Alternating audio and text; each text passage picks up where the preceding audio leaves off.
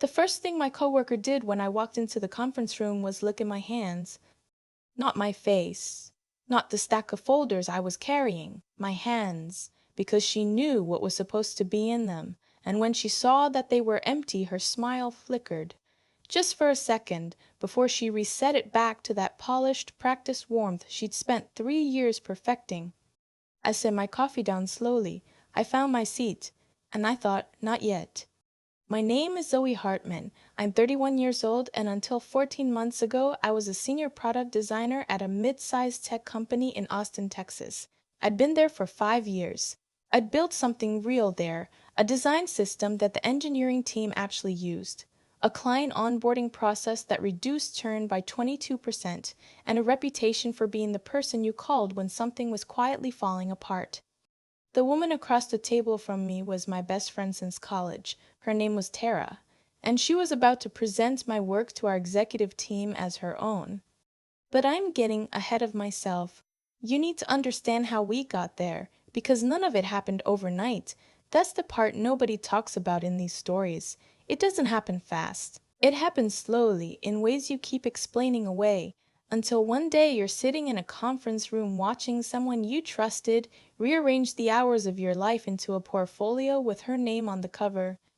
Tara and I met our sophomore year at UT Austin. She was pre-business, I was in the design program, and we bonded the way you do at 20 over cheap wine and the shared conviction that we were going to do something that mattered. She was magnetic in a way I admired without envy, at least back then. She could walk into a room and make people feel like they'd been waiting for her. I was quieter. I made things. She made connections. We balanced each other. After graduation, we ended up at the same company almost by accident. I got hired first into the design team. 8 months later, she joined as a project manager in a different department. It felt like a good thing. Familiar faces in a new world. For the first couple of years, it was fine. We had lunch together on Thursdays, complained about our managers, celebrated promotions. Normal, comfortable. The sept was so gradual that I genuinely cannot point to the exact moment it started. What I can point to is the first time it felt wrong. I had spent 6 weeks building a new user research framework, the kind of work that doesn't look impressive in a meeting because it's mostly structure, templates, tagging systems, a process for synthesizing interviews into actionable insights. Invisible infrastructure. I presented it to my director in February. She loved it. She mentioned it in a department all hands. 3 weeks later, I overheard Tara describing it to someone from the product team, not in a "my friend built this great thing" way, in a "I've been working on a new approach to user research" way. I told myself she probably just misspoke, or maybe she was involved somewhere I'd forgotten, or maybe she meant something different.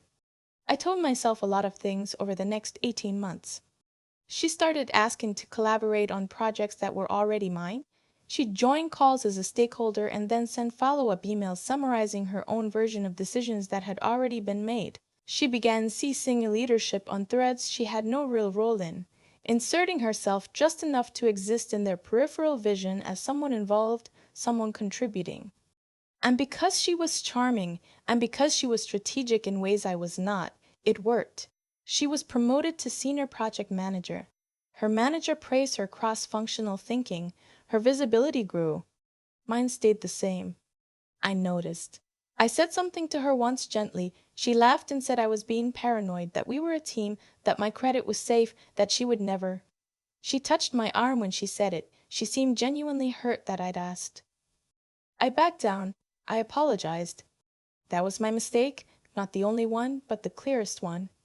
The Alderman account changed everything. It was the largest client pitch our company had attempted in 4 years, a regional healthcare network looking to overhaul their patient digital experience app, portal, intake forms, the whole ecosystem.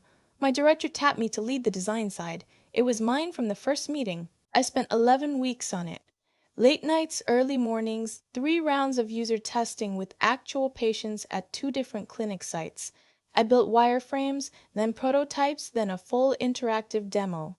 I wrote the research narrative that framed the entire pitch strategy. Tara was nominally on the account as project coordinator. That meant she scheduled meetings and maintained the shared drive. Fine, that was her role. Somewhere around week 7, she asked if she could see the pitch deck draft to help align the timeline. I shared it with her. Because she was my friend. Because that's what I did. The pitch was scheduled for a Thursday. The full executive team would be in the room, our CEO, our Chief Experience Officer, 2 VPs, and the client team from Alderman. I had prepared for 6 hours the day before. I knew every slide. I'd rehearsed transitions. I had backup data for every claim. Wednesday night, I got a message from our CEO's assistant asking me to confirm I'd received the updated presenter lists. I hadn't received any updated presenter lists. I replied, asking for clarification. The response came in 11 minutes. Tara had submitted a revised agenda that morning. She was now listed as the lead presenter. I was listed as a supporting resource. I sat with my phone in my hand for a long time. Then I called my director. She didn't pick up. I texted, no response until nearly 10 p.m., and it was short. Let's talk Friday after the pitch. Big picture stuff I want to walk through with you. Not, this is a mistake. Not, I'm looking into it. Just Friday. That's when I understood that this wasn't new information to her, and that understanding was somehow worse than the betrayal itself. I want to be honest about what I felt that night, because I think it matters. I didn't feel righteous. I didn't feel like a woman about to execute a plan. I felt sick. I sat on my bathroom floor and I cried in that ugly way where you can't quite catch your breath, and I called my sister in Denver, who let me talk for an hour without trying to fix anything. I felt foolish. I felt like someone who had been handed the same lesson twice and still hadn't learned it the first time. But somewhere around midnight, something else came in alongside all of that. I thought about the 11 weeks, every late Tuesday, every iterated wireframe, every patient I'd interviewed who talked about the anxiety of navigating a confusing medical portal when they were already scared. I had built something for them, for real people, and I was not going to let it become a line on someone else's performance review. So I stopped crying, and I started thinking, here's what most people don't know about me. I am extremely organized. Not in a clean desk way, my desk is a disaster, but in a documentation way. I timestamp everything. I save versions. I have a habit of sending myself summary emails after key decisions, a practice I started in my second year when a project credit dispute taught me that memory is unreliable and email threads are not. I had 11 weeks of receipts, timestamped design files going back to day 1, an email chain with my director from week 2 confirming I was leading the design work, user testing session recordings with my name and the file metadata, a Slack thread where I'd shared the prototype link, and my director had responded, "This is exactly what we needed, Zoe." Draft notes from client check-ins where I was addressed directly. Version history in Figma showing every iteration, with my account name attached to every single one. I also had something Tara didn't know about. 3 weeks earlier, I had quietly reached out to a woman named Constance, who worked in our company's internal ethics and employee relations office, not to file anything formal, just to ask off the record what the process looked like if someone believed their work was being systematically misattributed. Constance had been careful and professional. She'd explained the documentation standards, the review process, what constituted a credible claim. She'd also told me very quietly that I wasn't the first person from my department to have that particular conversation. That detail had stayed with me. Thursday morning, I got dressed. I drove to the office. I did not look like someone who had cried on her bathroom floor 5 hours earlier, or at least I hoped I didn't. I got my coffee. I found my seat in the conference room. And when Tara walked in and checked my hands and reset her smile, I let her. The Alderman team arrived at 9. Our CEO opened the meeting. Tara stood at the front of the room, composed and confident, pulling up the deck I had built slide by slide. She was good, I'll say that. She knew the material well enough to present it fluently because she'd had my deck for weeks. She used my language. She hit my key points. She even told a brief version of a patient story I gathered in the research interviews, and she told it well. I sat in my supporting resource chair, and I listened, and I waited. She was about 12 minutes in when our CXO, a precise and detail-oriented woman who had been with the company since the early days, asked a question about the methodology behind the intake form me design. Specifically, she wanted to know how the pain points had been identified and weighted. Tara paused, just slightly. Just enough. We ran a prioritization exercise with the research data, she said. Our CXO nodded slowly. Right, but which framework? The slide references a weighted scoring model. Where did the criteria come from? Another pause. Tara looked at the slide as if seeing it clearly for the first time. I raised my hand, quietly, professionally. I can speak to that, I said. I built the scoring model. It's based on a combination of frequency data from the user interviews and an impact effort matrix I adapted from existing accessibility literature. I have the full methodology document if it would be helpful. The room shifted, not dramatically, just a degree or two. The CXO looked at me, then at Tara, then back at me. Please, she said. I opened my laptop. I pulled up the methodology document. Then I pulled up the session recordings index. Then, because I had prepared for this moment in the quiet hours of Wednesday night, I pulled up the Figma file and pointed to the version history. Every iteration, every timestamp, every comment thread where my director had responded to my work as mine. I led the design research on this account, I said. My voice was steady. I was almost surprised by that. I want to make sure the Alderman team has full context on how the recommendations were developed, because the rigor of that process is part of what makes them trustworthy. I was not yelling. I was not shaking. I addressed it entirely as a matter of professional accuracy, because it was. The room was very quiet. Tara said something about how it had been a team effort, about collaboration, about how she and I had worked so closely together that attribution was naturally blurry. She smiled while she said it, that same practiced warmth. A few people nodded uncertainly. Then I said, I'd like to share something for the record.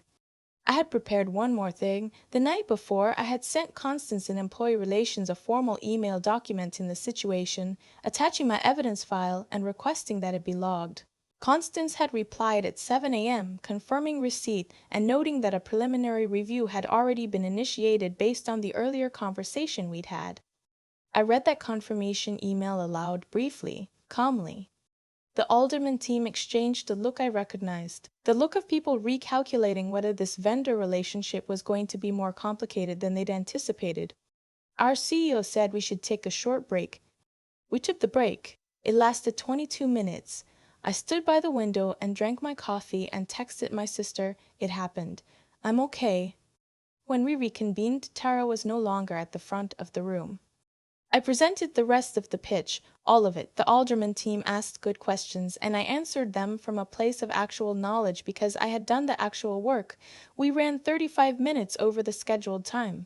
When we wrapped, their lead stakeholder shook my hand and said they appreciated the thoroughness. In the days that followed, the formal review process moved faster than I expected. The documentation I compiled was, according to Constance, unusually complete. My director, who had known more than she let on, was quietly placed on a performance plan. The circumstances of Tara's promotion were reviewed and her role was restructured, a process that ultimately led to her resignation 6 weeks later. She did not reach out to me before she left. The Alderman contract was signed. I was listed as the lead designer. I'm not going to tell you everything resolved cleanly. My director and I never fully rebuilt what had been there, and I found a new position at a different company 8 months later. Somewhere smaller, with leadership I'd vetted carefully, where I'd asked point blank in the interview what happened when someone raised a workplace concern and watched how long it took them to answer. I still think about what I should have done differently. I should have spoken earlier. I should have documented with intention from the first moment something felt off, not as a late response, but as a standing practice. I should have understood sooner that being good at your work is not the same as protecting your work, and that protecting your work is not paranoia, it is professionalism. And I think about Tara sometimes. Not with anger, mostly. With something more like grief, the way you grieve a version of a relationship you now understand was never quite real. She was talented. She was genuinely talented. I don't know what made her decide that taking was easier than building, but I know it cost her more than she planned. What she didn't count on was that I had kept everything. Every email, every file, every timestamp. And when the moment came, I didn't raise my voice. I didn't make a scene. I opened my laptop, pulled up the version history, and let 11 weeks of documented work speak in a language that a room full of executives understood perfectly. You want to take credit for what I built. That's fine. Just know that I built it carefully, and I documented every single step. I've thought a lot about the version of myself who sat on that bathroom floor at midnight and what she got right without knowing it yet. She didn't do anything heroic that night. She cried. She felt stupid. She replayed every moment she'd explained away and every time she'd backed down and apologized when she had nothing to apologize for. That's not a heroic picture, but somewhere in the middle of all of it, she made a choice, not to perform strength she didn't feel, but to do the next right thing anyway. Get up. Think clearly. Look at what she actually had. That's the part nobody talks about. Doing the right thing rarely feels noble in the moment. It mostly just feels like deciding not to give up when giving up would be so much easier. What Tara did, taking credit for 11 weeks of someone else's work, walking into that room like she'd earned it, that had a cost she hadn't fully calculated. Not because the universe has some automatic accounting system, but because actions have consequences that compound quietly over time. She'd built her visibility on a foundation she didn't build, and foundations like that don't hold under direct questioning. The CXO asked one specific technical question, and the whole thing started to come apart. That's how it works. You can borrow someone's words, but you can't borrow their 11 weeks of actual understanding. I used to think being good at my work was enough. I was wrong about that. Being good at your work is the starting point, but it has to be paired with something else, the clear-eyed awareness that the world doesn't always reward quietly excellent people automatically, and that protecting what you've built is not the same as being paranoid or combative. It's just honest. Tara wasn't the first person to take advantage of someone who assumed good faith would be reciprocated. She probably won't be the last. What I could control was whether I made it easy. The documentation habit I'd started years earlier, sending myself summary emails, timestamping files, keeping version histories, that wasn't cynicism. It was integrity, actually. It was treating my own work like it mattered enough to protect. And when the moment came, where it was my word against a very charming person with a very rehearsed smile, it turned out that integrity had been quietly building a case on my behalf the whole time. What I carry forward from all of it isn't anger. It's clarity about what I'm willing to tolerate, what I'm willing to speak up about, and how early I'm willing to speak. I waited too long with Tara. I noticed the pattern and I kept explaining it away, and that delay cost me more than it needed to. Knowing something is wrong and staying quiet about it is its own kind of decision, and it has consequences too. I also carry Constance and my sister, and the version of Mara in the story who installed a safety net before I knew I'd need one. The people who help you aren't always loud about it. Sometimes they're the friend who files things carefully, who asks the right question 2 months before you understand why it mattered. Pay attention to those people. Be that person for someone else when you can. Zoe walked out of that building with her name on the contract and her work intact. That didn't happen because the world is fair. It happened because she was honest, she was prepared, and when it counted, she didn't flinch. That's the only formula I know that actually works.